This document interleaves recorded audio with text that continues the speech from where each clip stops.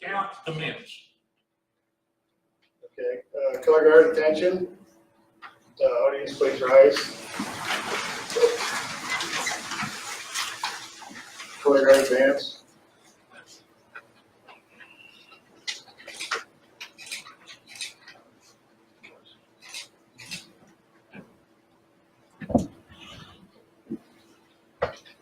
Color guard post colors. Please join us in the Pledge of Allegiance.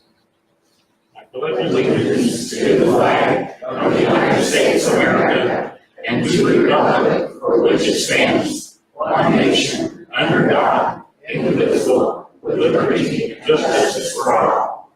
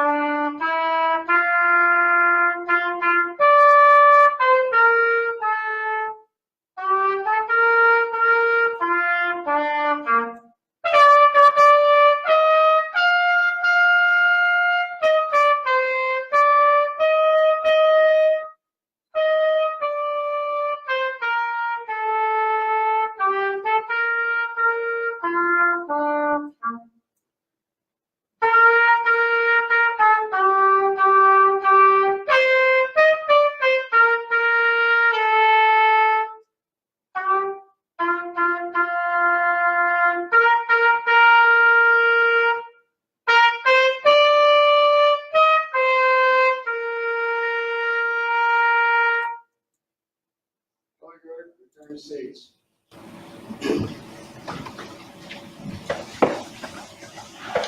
Remain standing during the prayer. Lord God, we ask for rekindling of the fires of faith and freedom in our great nation today, starting here. In the name of Christ, amen. Be seated.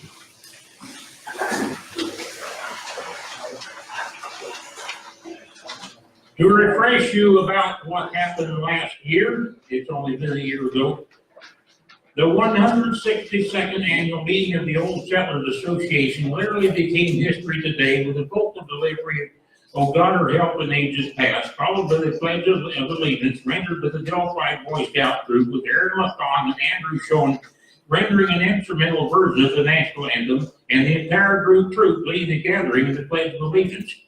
Following the readings of last year's proceedings, Heritage Awards were granted to Janet Ayers, recently elected president of the Indiana Barn Foundation, on behalf of the countywide barn tour of last year, which encompassed many barns and involved many visitors to the county from many states. Another such award was granted to Bart Draper for Roland refurbishing the home of Dr. William A. Troball Cutler. The group was transported into the third annual meeting of June 14th of 1856 by an account of Enoch Stansel, Esquire, and Mr. Aaron Gregg of the early settlement of the county. Mary Anna Selvig, cousins of President of the Old Settlers Association, Mark A. Smith, and vocalist delivered two solos of both an inspirational and spiritual nature. Awards were given to David Matlack from Bloomington for the furthest distance traveled, and age-related awards were granted to both Lynn Horton for being the oldest man and Clara Ryder for being the oldest woman in attendance. The Miss traveled Emily Seaston, and most family members were represented by Carol Baker with two generations of descendants.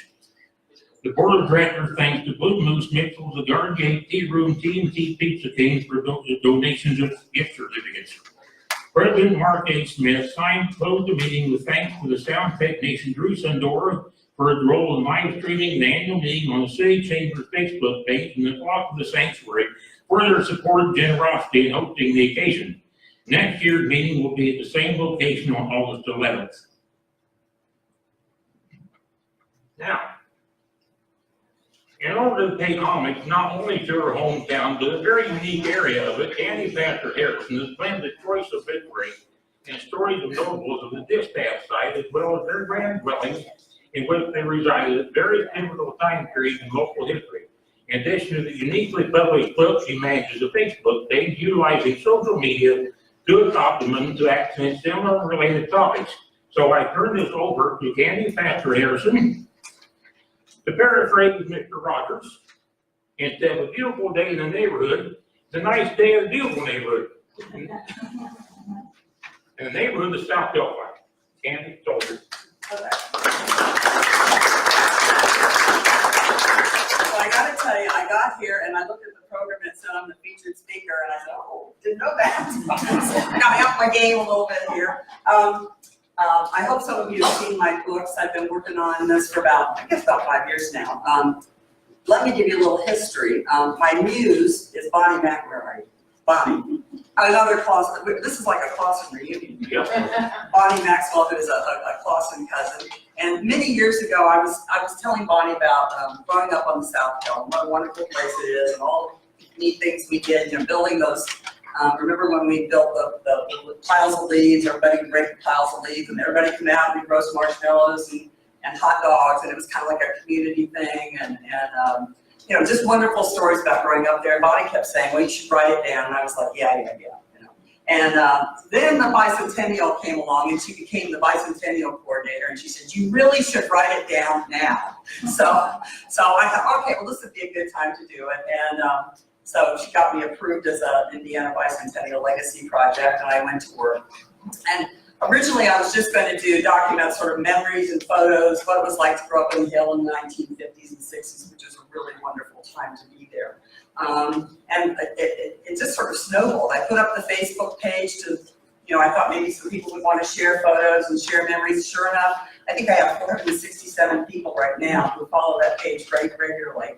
And people, people just love to share memories. You know that. You like to share memories. So I put out the first book last year, and it's called The People on the Hill. And it's just kind of a summary of some of the history, something about the schools and the graveyards and the Hill Picnic. Does anybody remember the Hill Picnic? It used to be a wonderful time. I always say it was, for the kids on the Hill, it was Christmas, Old Settlers, and then the Hill Picnic. Those were the three big events of the year. So I put that out, but as I was doing the research for that book, and one of the things I did, and I don't know if anybody's here from the Carroll County Comment and from the library, but thank you for putting those old newspapers online, because I just spent hours on those. So as I was going through the old clippings, I noticed several things. One is some of the family names are dying out. I don't think there are any more Ballins around, or Bombs, or Cartwrights, or some of those old family names that I was familiar with when I was growing up. I thought, how sad, but how do we make sure that gets passed along? Another thing I noticed was that there was a lot written about the men and the accomplishments of the men, but not a whole lot written about the women. And I thought, well, that's kind of too bad too, because when I was growing up, of course, there were a lot of moms who stayed at home at that time, but those moms, all the moms on the Hill, are the ones that had a lot to do with who I am today, because they all had the same authority as my mom did. So if I was doing something wrong, in front of Edna Grimm's house, Edna was going to tell me so. And Anne reported to my mother. So I thought, I think some of the women deserve some attention here, and I'd love to find a way to do it. Then I came across Miss Lillian Blythe. Has anybody heard of Miss Lillian Blythe? She lived across the street from you. Miss Lillian was born, 1870 something or 60 something, and she remained a spinster all her life, but she did amazing things. She lived up there on South Washington Street, and among the things she did, her father owned the furniture store and the funeral home, and when he died, she took them over. So we're talking about a woman around the 1900s running two successful businesses. She also started her own business of homing squabs, homing pigeons. And I found an article that was actually written by the Chicago Tribune, but I found it in all states all across the country about Miss Lillian Blythe's homing pigeon business that she started as a very young woman. But she didn't stop there. She was also a suffragette. She was on the state suffragette committee and helped women get the vote in Indiana. She personally went around Carroll County and got women to sign up to vote when they had the vote. She was a social butterfly. The Hill picnics were held on her property. So she was just an amazing woman. But here's the thing I think she did that was most remarkable. Again, 1900, she went to Australia for a year. And how does a woman from Delphi, in the 1900s, figure out how to go to Australia? She went to New Zealand, she went to Australia, she wanted to learn about the furniture business back there because, you know, she was running the furniture company in Delphi. I mean, I just fell in love with her. I thought, I wish I'd known her, you know, but when I get up there, I'm gonna look her up, but amazing woman. And then there were some other amazing women. Mary Catherine Howe. I have to tell you, when I was growing up, my mother was actually born in the house that's now the CSB&B up on the hill. And Mary Catherine Howe lived on one side and Josephine Ives lived on the other side. And my mother just thought they were the most amazing women. And she quoted them to me all my life. And Mrs. Howe was the one that had her and her dolly over for a tea party and taught her how to use the tongs to lift the sugar cube into her tea cup. So, but Mary Catherine Howe was among the first women to go to the University of Michigan. She met her husband there and came to Delphi. She's the one that got the Delphi Public Library built. She's the one that started the DAR chapter in Delphi, and she's the one that started the Oracle Club. So she was a remarkable woman. She never had children, but she was very engaged with the international student community in Purdue, and often have international students come down to Delphi, and I guess probably meet with the Oracle Club, but also, you know, entertain them. So she was a remarkable woman. I was telling somebody that I was talking to Tom Ives yesterday, and I said, your grandmother has been the bane of my existence my whole life, because my mother told Mrs. Ives one day, you look so beautiful. Mrs. Ives said, Mary, I believe it is a woman's duty to look her very best every day to make the world a better place. And my mother quoted that to me constantly. So these were amazing. Mrs. Wells, Yantis Wells, some of you may have heard that name. He had a store downtown. He was also the mayor of Delphi for a while. I see another mayor up there. He was the mayor of Delphi for a while. Mrs. Wells came up from Ohio, and she did a lot of parks, the parks in Delphi. But the thing that was really remarkable about her is she was selected as one of 4 women in Indiana to go out and be a hostess of the Indiana exhibit at the World's Fair in 1915 when they opened the Panama Canal. So I mean, here again, a woman from Little Delphi, you know, is getting chosen for that. So I got interested in these women, and I thought, you know, these stories should be told. They should be preserved, not only because to honor them, but maybe to inspire young people. You know, that even if you're just from Little Delphi, you can really do great things in this world. And so I started my doyens, and somebody says, all right, so what is a doyen? A doyen is a highly respected woman. It came from my mother always saying that Mrs. Ives and Mrs. Howard were the doyens of the hills. So that's where I got the idea for it. And I selected them by I started with a list of people I knew, you know, women I knew, women I'd heard of. And then as I was going through the newspaper clippings, I would add to it. And I tried to pick women who had held leadership roles in education, culture, religion, politics, public service, you know, had held some sort of leadership role in the community. And so I published my first book, and they were women born before 1900, and they included Miss Blythe and Mrs. Wells and Mrs. Howe. And then I just finished, and I got a couple of copies here to give away for free if anybody wants them. So this is Doyens of the Hill 2. These are women born 1900 to 1919, and they're people like Helen Ives and my grandmother, and Francie's mother, and a few other nice ladies on the hill. And then I'm working on now Doyens of the Hill from 1920 to 1940. And I'll have a few other, I see some faces in here who will be in that. Your wife will be in it, Francie will be in that. And then I'm gonna quit, so the ones I knew, and I moved away. I moved away when I was 15, so it's been kind of fun to take my ideas that I had formed when I was a young girl and see how they look from the perspective of an adult. You know, they held up pretty well. Those women I picked out when I was a young girl to be my role models turned out to be pretty good women to follow. So I have a couple of ideas for future books. I'm going to do, my next one I want to do is Artists on the Hill, and Bob Quinn in that. And there were a lot of people who did some pretty significant art on him. Mrs. Ives, Mrs. O'Hare, Bob Sales did Cromwell.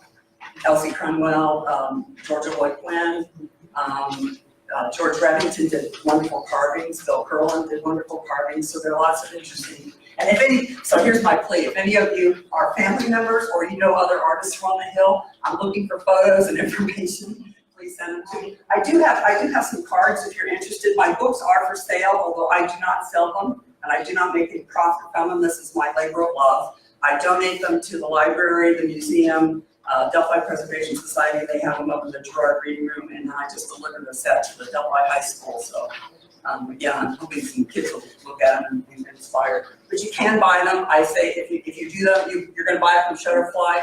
They're ridiculously expensive, so wait till they're having a really good sale and then buy them if you want to. But you can look at them online for free because Kelly puts them on the Delphi Public Library website, so you can get any of them there. I guess that's about it. This has been really rewarding. I mean, one of the things I see Mike Wilcox over here.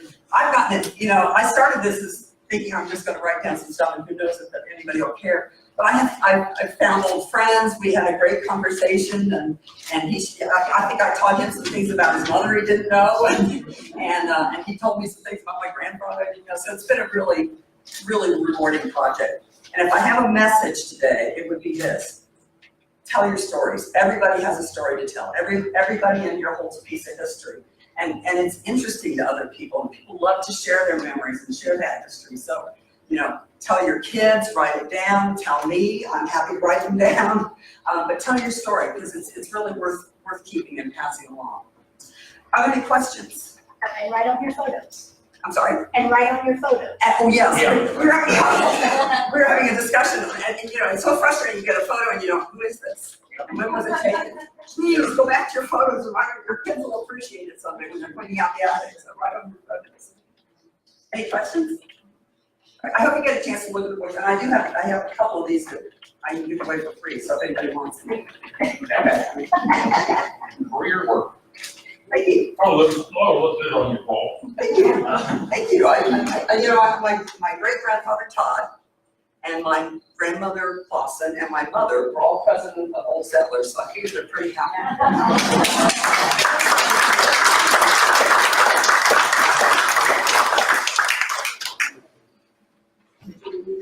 Yeah. Over this? Yeah.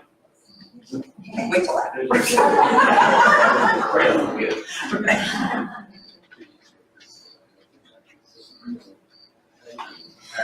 Will that be on Facebook too? Well, by the way, talking about Facebook, we're the oldest deed in the new, the second time in a row, thank you, Bruce and Dora. This is going on the community, the Carroll County Info page. So, the oldest deed in the new today, one last year. Now, our second awardee, honoree, is Melissa Bishop. And I'm going to lead into this by saying Pennsylvania 65000 in Flora, Indiana, the Flora Depot project.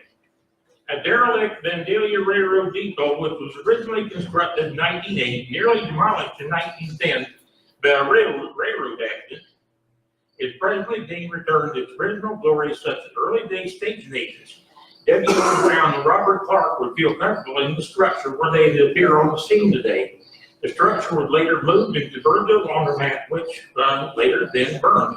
Thanks to Flora Main Street's efforts, the depot will hopefully be as beneficial to the Flora area in terms of economic development as was the original structure with the advent of the rail to the Flora area. Now, I'm going to let you, Melissa, come up and deliver a series of remarks about that project. Thank you. I'll make a brief series. I could talk all afternoon about the depot project. I will say, we do have a website, floraindianadepot.org. So all the details, pictures, everything you want to know about our project is there. But just to expand on what Mark said, as he's fond of saying, Flora owes its existence to the railroad. The Flora Depot was built in 1908. It served our community for over 60 years and was moved in 1969, converted into a laundromat, which it continued to serve the community for many years after that. There was a devastating fire in 2003, and at that time, the owner elected not to repair it. So it just sat there on South Sycamore Street, declining. But regardless of that, In 2011, in the Carroll County Historic Sites and Structures Inventory put together by the Department of Natural Resources, the depot was ranked a notable example of Queen Anne style of transportation architecture. So definitely great bones were saving, but nobody knew what to do. So it's hard to believe that 5 years ago today, right now, it was still falling apart on South Sycamore Street in Florida. 2013 also brought our last chance to save the depot. And as we like to say in Florida, in an almost fateful convergence of events, the town of Florida Main Street, and a crew of volunteers came together and figured out what we were going to do. So at that point, it was a great leap of faith to pursue this project. And we had funding from the town of Florida and many volunteer hours of men going in there, salvaging the interior, taking the roof off, and finally taking it all apart and putting it on a flat trailer and storing it in a maintenance building. And I will back up and say that we had an architect working with us at that time. We didn't have any money to pay him, but he started working with us, and he developed a deconstruction plan. So we didn't just take it apart willy-nilly. We did it with an eye of putting it back together. So to fast forward a little bit here, our architect we did get the money to pay him, and he developed a restoration plan. Our project is designed to be completed in 5 phases. Phases 1 and 2 are done. We've had really wonderful success with grant writing, financial support from entities in Carroll County and in Florida, a generous response to our fundraising efforts, and it's just taken a lot of people and a lot of organizations to come together to make this project successful today. Ultimately, our depot, well, first of all, let me tell you, it sits right across the tracks in downtown Florida from where it originally sat. So it's just the mirror opposite of where it always was. Ultimately, it will be a local history and railroad history museum.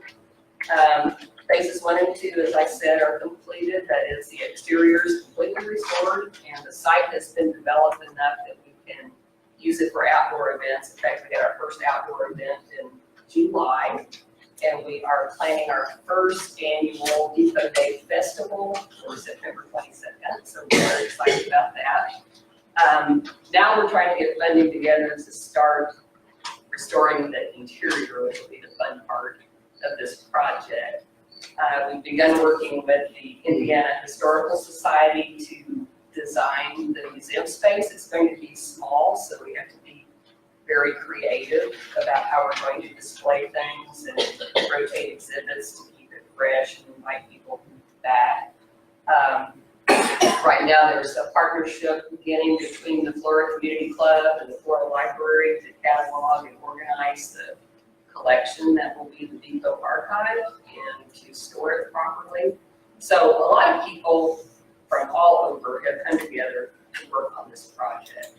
So I'm hoping, say 2 to 3 years from now, we can invite you to the opening day of the Florida Depot Museum and Railroad History Museum. Now, for your work and everybody else's, this all looks real good on the wall. It will. Thank you very much.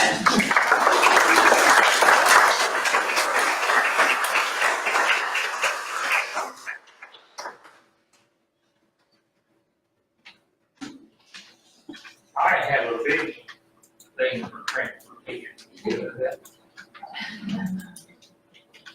And transportation can either make or break an area, and I hope it makes more. Thank you. Mark's been a great cheerleader for our project, and we do appreciate his support in that of the Carroll County Historical Society. And he's right, this is gonna look really great in the restored facility of our depot.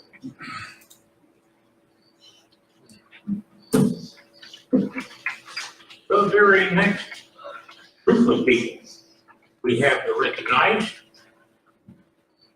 For the Clausens, the other Clausens.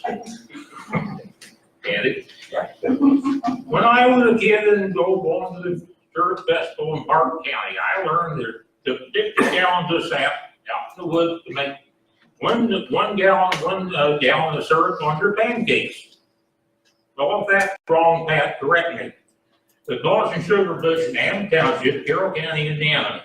When acreage and the accompanying heritage are quickly fading, the Clausen family's enterprise of the Sugar Bush is an admirable legacy for future progeny to inherit. Albert Schaefer, grandfather, and Mary Brown boiled the syrup outside in the shanty the hard way. Presently, fairly technological, with a discussion on the Enterprise's Facebook page utilizing tubing instead of traditional buckets and spouts one usually associates with this unique business. I heartily advise investigating both media presences for a full introduction to the trade in beautiful Adams Township. And Pat, or somebody, would you please come up and give your defense of what I just said? I'm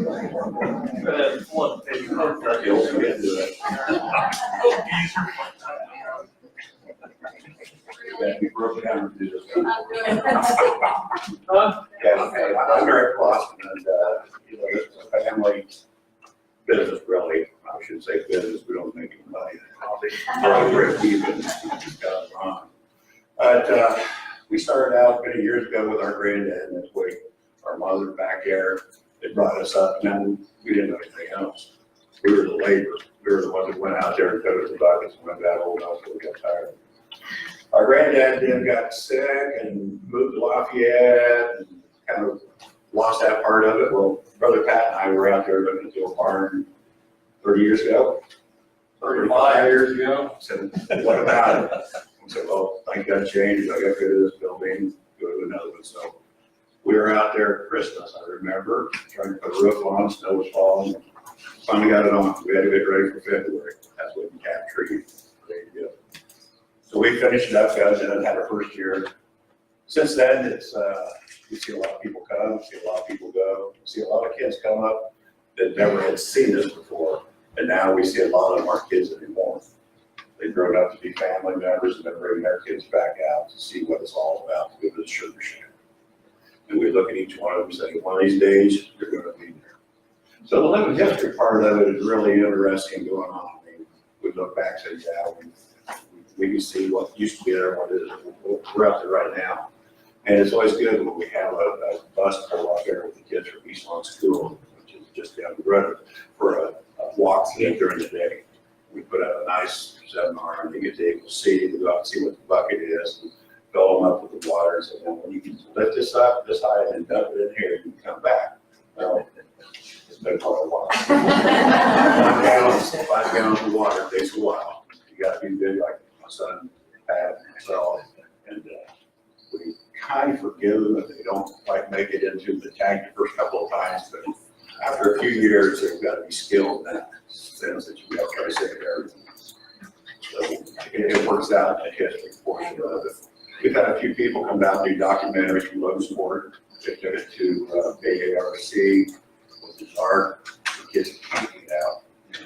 Their old summer brain is pretty muddy and it's hard to get wheelchairs and stuff out. So they just took a video and put it into the archive.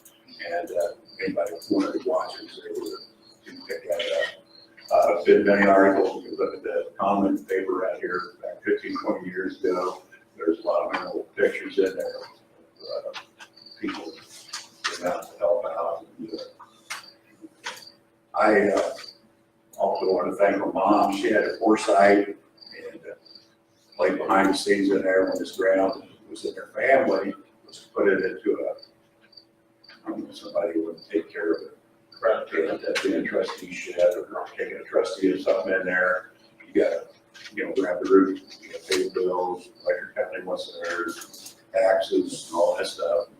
And sometimes you wonder if it's worth it, but you see that little kid, you pile of pancakes, and say, this is the best stuff. It's definitely labor of love. It doesn't get that easy. 50 gallons, 40 gallons is what we normally have nowadays to make a gallon of syrup. Works out pretty good. I just finished coming over from White County, that's where I lived at.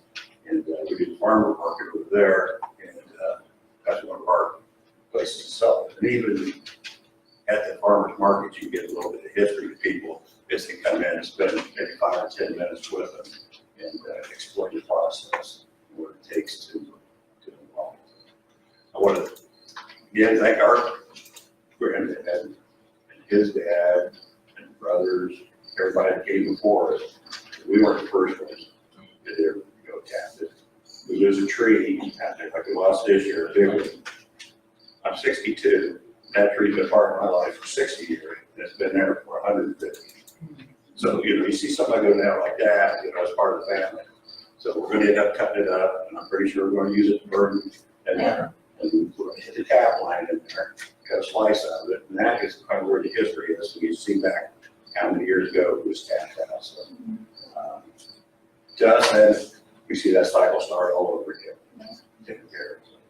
With all my family, Pat and Brian, all the helpers in there, if you want to come up, it's not all me. Okay, you guys helped out on this. Get up there, 3 honchos. Get up there. My shoulders shot. Without him, we'd be. I'm the new muscle, I guess. Well, it was a piece of muscle.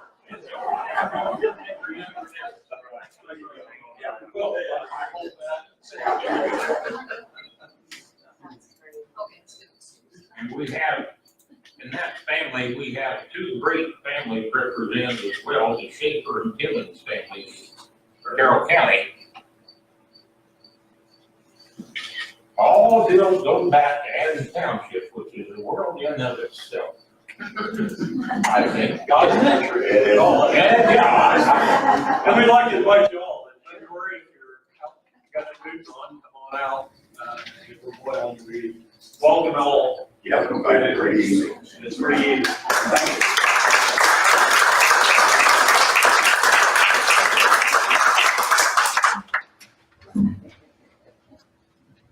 Our last honoree is Bob Quinn, a study in art and service. As I've come to know Bob, he's characterized by a unique, nearly photographic style of art of local attractions, ranging from a rendition of 3 courthouses, cabins at Canal Park, as well as his classic work displayed in the Kruger Parlor of the Reef Case House at Canal Park, the Founder's Point area. My compliments also go to Bob for inheriting a family roofing business, which stood at the present site of the new community center, and using that as an instrument of serving his native county and community in a unique way. His service to God has been seen in various leadership roles at the Delphi Presbyterian Church. Other expressions of his community service include the Lions Club and former Masonic Lodge. Thus, we see a very well-rounded and varied person to be complimented and recognized this afternoon. Bob.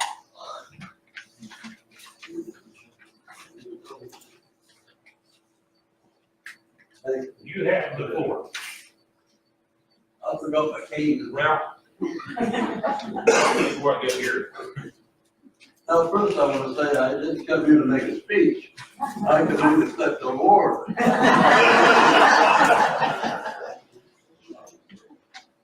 Talk while you're here, so you talk. I would like to say a little bit about my artist career. I didn't start painting until 1988, I was 65 years old, and retired. Yes, I was retired 30 years. So I took a few lessons at the part of the art shop at Lafayette. When we went to Texas, I took a few lessons down there, but mostly I caught up my own trial and error, that's the hard way of doing it. But I've been mostly specialized in artists and outdoor scenery, all over the county, but mostly local here. I got a lot of paintings of the streams and rivers and so forth. For example, take the little Deer Creek out here. I started where, made a picture where it comes into the Wabash. Then we got one of the path along the way. And they got another of the waterfalls. They come on down the town, and I made several pictures of the canal arch. The arch over the Deer Creek, the old bridge, not the new bridge, the old bridge. I've got pictures of down in the the swinging bridge down there.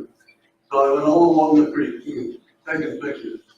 And the canal down there, I must have 50 pictures of all different things down the canal. I got this display out in the vestibule out there, you can go out and look at it, and it's over with. So I'd like you to just take a look at it. But I want to accept this award on behalf of the whole Quinn family. My wife, she painted right along with me and painted the same type of sceneries I have. And of course, my mother, Georgia Lloyd Quinn, was a well-known artist that did the same thing back before that. But they can't be here today to accept awards, so I'm going to accept it in the name of all three of us, the whole Quinn family. So if that's all right at the committee, well, that's what I'd like to do. Go for Uh, it. And for, on behalf of the entire Quinn family, this all looks real good on somebody's wall, please. That's the thing.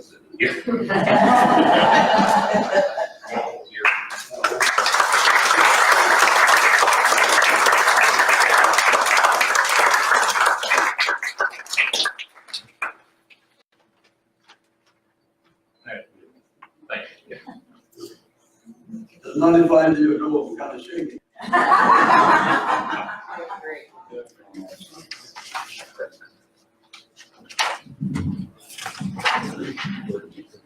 Thanks much, Paul. That's my compliment. Yeah. Very good, very good. Now, even though I'm continuing as a part of the organization, Karen's going to be the incoming president. Would you please stand, Karen?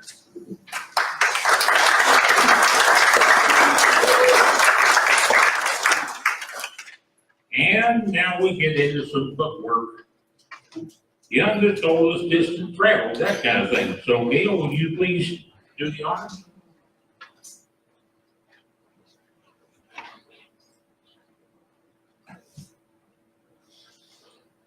All right, you guys were wondering why you had to sign in. Well, we took a little bit of information. We have awards for the oldest man, oldest woman, youngest child, the farthest distance traveled, and the person here who has the most descendants present.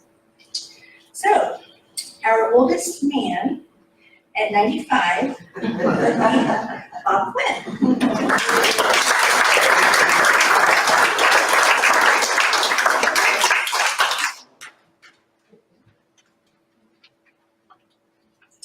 All right, and our oldest woman at 87 is Jane Bishop.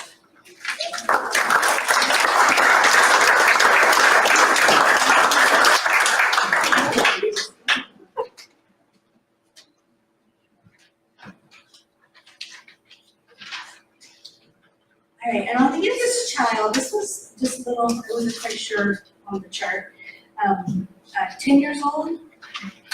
Burkhart, is it? Yeah, so David is the grandson of Janice Jean Matthews Burkhart, who was a descendant actually of Aloysia Quinn. And my friend probably remembers that. So yeah, I wasn't prepared.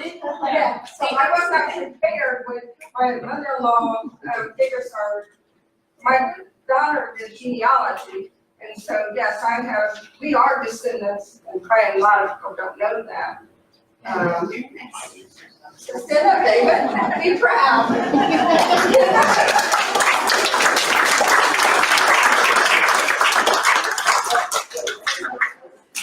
Yeah, but maybe next year. And so what we live in is the old Presbyterian church that Reverend Rankin had there, that's now privately owned. And I think Mark Smith knows. I know where it is. Yeah, but yes, yeah. Next door is Grove's house. Yes. Yeah. Yes. On Main Street. So, yeah, we have a lot of historical, That you do. things in our, down there at the north end. Very good. All right, our discussed travel is from all the way from Guatemala. Wow. Michael Murphy.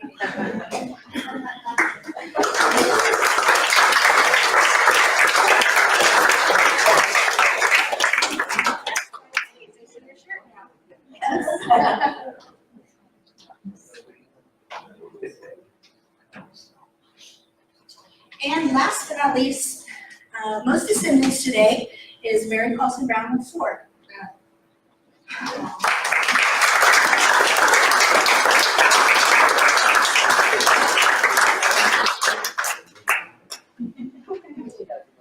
Congratulations, thank you. So if you guys could all stick around after the meeting for a group photo, please. Thank you. And now, Neil wanted me to bring my hat in for a reason. I promised not to take any money home with me.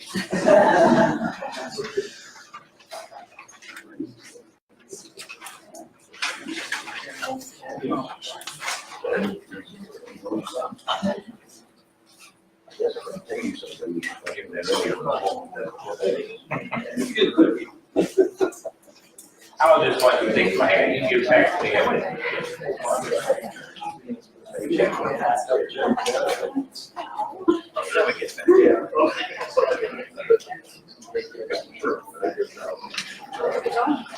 Yeah. I think a good time to have my all. I'm sitting at a Carroll County party today.